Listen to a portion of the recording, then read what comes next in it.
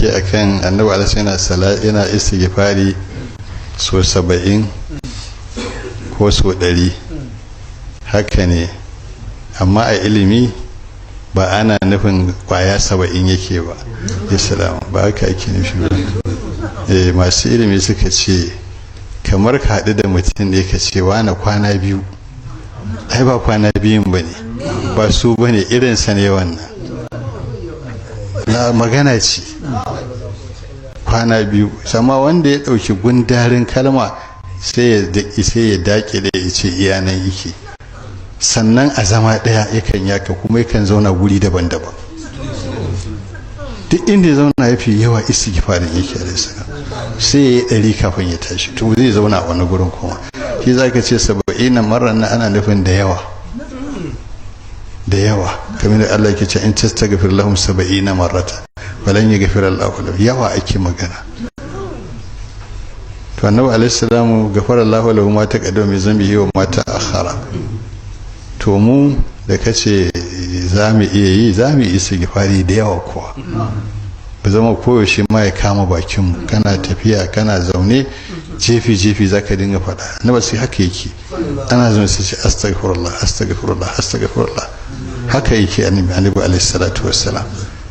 to saboda haka za mu yi da yawa. in mun tashi istighfari, fuskoki ne da yawa cikin istighfarin. na farko an gine mu akan sabo, ko bayan da za a yi ba za mu yi sabon ba. abin mamaki a gurinmu shine mu yi sabon mu ki tuba, amma ba mu yi sabo ne abin mamaki ba, mu yi mu ki tuba shine abin mamaki. kullu ibn adam khadda wa khairul khadda'ina at-tawwabuna.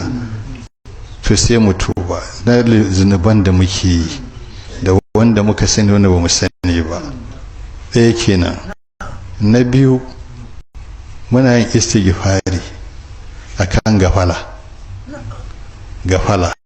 me gafala? muna da rafkanuwa akan ni'imar da Allah ya mana, saboda mun saba ta zama jiki, ba ma kawo ta.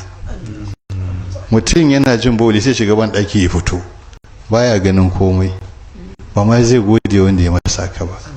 ya zo cin abinci kurin ya ɗauka saka bakinsa ya ce na hirarsa, baya kawo komai. amma a makogoron ai hanya biyu ce, akwai food passage, akwai kuma windpipe, inda murya take fita ko inda abinci ke shiga. amma an ka saka abincin ko meye ko nama ko kulukutu ko mabungusa ƙasa ko menene, in ka saka ba kai za ka gaya masa yabo nan ba. wala zai kaddara fahada, sai su ce masa waccan zai waje waccan ba, sai ka ci kana ta hira, sai ya wuce tafi. yawon bakin an sa masa sinadari zai canja shi, yana zo makogoron an sake sa masa wani sinadari, yana shiga uwar hanji, haka za a canja shi, a rarraba shi, a komai a daki a tura shi inda kake da bukata. ba ka kawo wannan.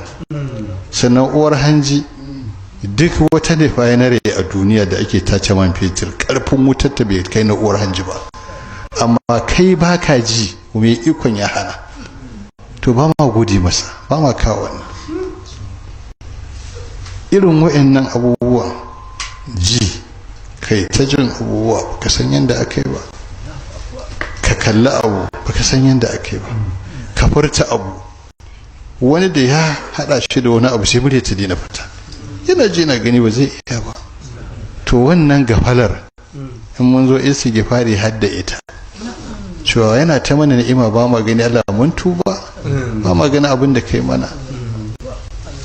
to sannan kuma sai kusuri na bawa ya tauye, ya gaza, ko me zai yi na kokari ba zai iya ba Allah mahalici hakkinsa ba, nan ma sai an nemi gafara. in ka ce astaghfirullah, duk sai ka sa wa'annan a ciki, da zunubi manya da ƙanana, da rabkana, da gazawa ta dan adam wanda ba zai iya ba Allah hakkinsa ba, duk sai ya shiga ciki. ba akan abu ɗaya ake istighfari ba.